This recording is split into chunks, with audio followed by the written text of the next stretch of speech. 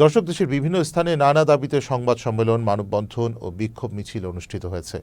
আমাদের প্রতিনিধিদের পাঠানো তথ্য ও ছবিতে দেখুন ডেস্ক রিপোর্ট। পটুয়াখালী বাউফলের ধুলিয়া ইউনিয়নের ৫০০-র বেশি মানুষের চলাচলের একমাত্র রাস্তা উন্মুক্ত করার দাবিতে মানববন্ধন করেছে এলাকাবাসী।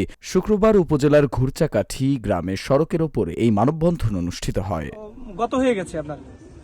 নারায়ণগঞ্জের সিদ্ধিরগঞ্জে ৭ খুন মামলায় হাইকোর্টের বহালকৃত ফাঁসির রায় দ্রুত কার্যকরের দাবিতে মানববন্ধন করেছে নিহতের স্বজনরা।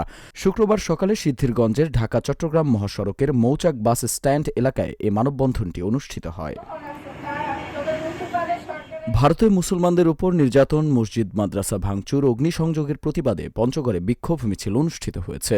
শুক্রবার জুম্মার নামাজ শেষে পঞ্চগড় শহরের চৌরঙ্গি মোড় থেকে সম্মিলিত খতমে নবুয়াত সংরক্ষণ পরিষদ ও ইমাম আকিদা রক্ষা কমিটি পঞ্চগড়ের ব্যানারে একটি বিক্ষোভ মিছিল বের করা হয়। নারী বিষয়ক সংস্কার কমিশনে কোরআন বিরোধী প্রতিবেদন ও কমিশন বাতিল, ফিলিস্তিন ও ভারতে মুসলিম গণহত্যা এবং নিপীড়ন বন্ধ সহ ৫ দফা দাবি আদায়ের লক্ষ্যে সুনামগঞ্জের জামালগঞ্জে বিক্ষোভ মিছিল ও প্রতিবাদ সভা অনুষ্ঠিত হয়েছে।